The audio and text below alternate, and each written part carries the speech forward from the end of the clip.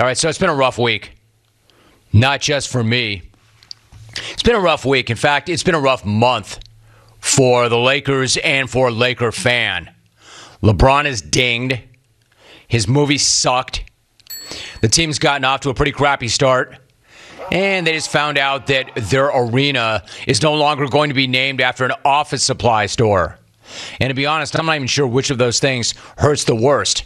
It might be the last one, strangely enough. Folks are pretty pissed about a building no longer being named after a place where you buy paper and ink cartridges. But before the Lakers return to the crypt, they've got a 5-game road trip that started last night in Milwaukee. And adding insult to all the injuries, the Lakers spent most of the first half just napping it out.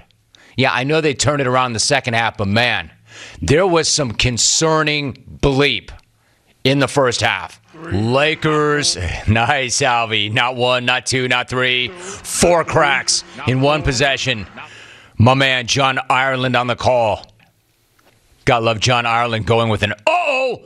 He's right. Listen, I understand that bleep happens. I get that bleep happens. But that bleep can't happen. Not if you're the Lakers.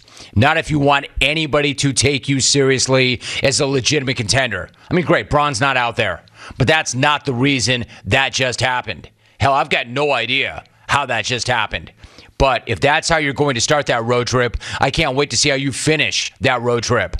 Now, again, it is November. It's not even Thanksgiving. I'm not going to roast the Lakers before I roast a turkey. Hell. What I'm not going to do, though, is go all hot take factory with it and say that Bron is washed and they shouldn't have tried to fix what wasn't broke and that it's going to be somebody's ass because that's what the product is. Ass. I'm not doing that because the only reason you do things like that is because you want people to look at you. So have a take, don't suck. Be real, not fake. I'm not going to make some stone cold declaration about the Lakers season without at least seeing old Bron step on the floor for more than a few minutes. But what I can say about the Lakers so far is this. They are who we thought they'd be without LeBron. And that's a pretty funky, clunky team that does not seem to fit together very well at all. And they've only shown flashes of improvement. Like, what I'm getting at is they haven't really proven anybody wrong yet. If anything, they're proving the haters, the skeptics, the critics right. Like, just a quick check-in for you on the Lakers. And I'll get back to this notion of the crypt in a minute. People are taking that really badly, that it's no longer Staples, that it's now the crypt. I'll double back to that in a minute because last night to me really wasn't about the Lakers and who they are or what they are or who they aren't or what they aren't. Like, if that's all you picked up on last night, you missed out on something pretty cool. I'm talking about the Freak. The Freak doing what he does best. Freak. Freak to the tune of 47 points, 9 boards, 3 assists, a block, a steal, 8 of 11 from the line. Like, that's a reminder of who Giannis is. Steph Curry's been absolutely electric this season. The reigning MVP, the Joker, is better than he's ever been. But the other guy with 2 MVPs and now a championship ain't chopped liver, right? He's still hell if you're an opposing defense. This dude, Giannis, just kept attacking the rack over and over and over again, and there was nothing LA could do about it other than get the hell out of the way or get put on a freaking poster. He put his shoulder into AD like I put my shoulder into that camera, and I expressed myself at the camera. There was nothing LA could do about it last night because there's nothing anybody can do about Giannis. Just like there was nothing that camera could do about me putting my shoulder down. What I'm saying is this. There isn't a defense that Frank Vogel can call or design that's going to stop a 7-footer with that kind of strength, that kind of mobility, that kind of athleticism, that kind of power, that kind of body control, that kind of an understanding of the game. There's nothing you can do when a train has no brakes and it's coming right at you. Trains can't stop. He should have rolled up on the whiteboard and started drawing that whole thing up. Hey, AD, these are the tracks. This is you on the track. Here is the train. Here is the train that cannot stop even if it sees you, AD. I mean, of course, there's a hell of a lot more to this locomotive, though, than him just running downhill. my man was also pulling up and hitting from deep. All right, so if this guy's in attack mode and he's getting to the rack and he's hitting those bombs from deep, there really is not a damn thing you can do about it except shake your damn head as it's happening, then shake his damn hand when it's over, because dude is still a damn cheat code.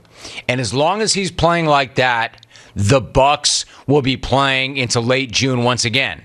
Yeah, now I know overall they have not looked the part so far. Part of that, I think, is championship hangover. Part of that is the fact that they lost 5 out of 8 when Chris Middleton was out with COVID. But again, as long as Giannis still has that in him and he's doing what he did last night, they're going to be a factor. The bigger concern is that at some point, and we don't need to worry about this just yet, but at some point he might be doing it somewhere else. Not to start anything, Bucks fan, but how can you not wonder after seeing the comments that dropped to GQ earlier in the week? And I quote, this is Giannis, quote, "One challenge was to bring a championship here, and we did. It was very hard, but we did. Very, very hard. I just love challenges. What's the next challenge? The next challenge might not be here." All right, he must have then qualified it, right? He must have then explained it, right? He must have walked it right back, right? Nope. He chased it with this, quote, "Me and my family chose to stay in this city that we all love and has taken care of us for now. In 2 years, that might change. I'm being totally honest with you. I'm always honest." End of quote. Again, uh-oh.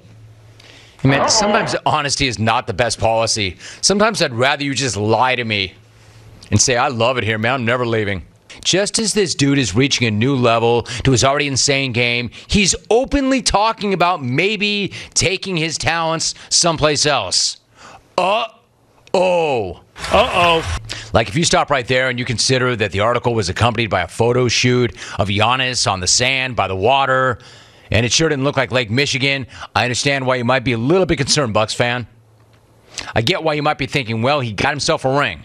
That's all we can ask for, and he's probably going to leave us, especially when he told GQ that winters in Milwaukee are, quote, "cold as bleep." Again, Bucks fan, uh-oh. There is one thing he said that might give you some hope. Quote, "I love this city. I love this community. I want to help as much as possible." I think that's all true. In fact, I know it is. He does love the city. He does love the community. He did commit to staying longer. He did win you a championship. I just don't know what's going to come next for this guy. I don't know how long he'll be there. My advice to you, Wisco, enjoy it while it lasts. Enjoy it while it lasts, because you got to know nothing lasts forever. And you'll never get another dude like this to play for you ever again. That's not a Milwaukee thing. That's not a Wisconsin thing. That's a Giannis thing. You'll never get another guy like that ever again, because another guy like that does not exist. So as long as that guy is giving you everything he's got while he's there, just enjoy him as long as he's there. Because remember, the old gunslinger did not end his career with the Packers. Hell, Aaron Rodgers is not going to end his career with the Packers. Pretty safe to assume Giannis is not going to end his career with the Bucks. Enjoy it while you have it. Yes, it hurts me to say it, but you know I got your back. And even worse, you know what I'm saying is true. Quickly back to you, Laker fan. I know you're concerned, Laker fan, but it could be worse. It could always be worse. Take everything I said about the Warriors yesterday, the fact that they play team ball, they play with energy, they play hard on defense. Take all of that, reverse all of that, and then you have the Lakers right now. It is early. It is early, but my memo to Rob Lowe, back to the drawing board. Crypt. You know, Crypto.com must have ponied up so much jack to get those naming rights. Staples was probably like, wait, how much to renew? How much? Do you have any idea how many reams of multi-use copy paper we need to sell to cover that? Do you have any idea how many desk pad calendars we're going to have to move to cover that?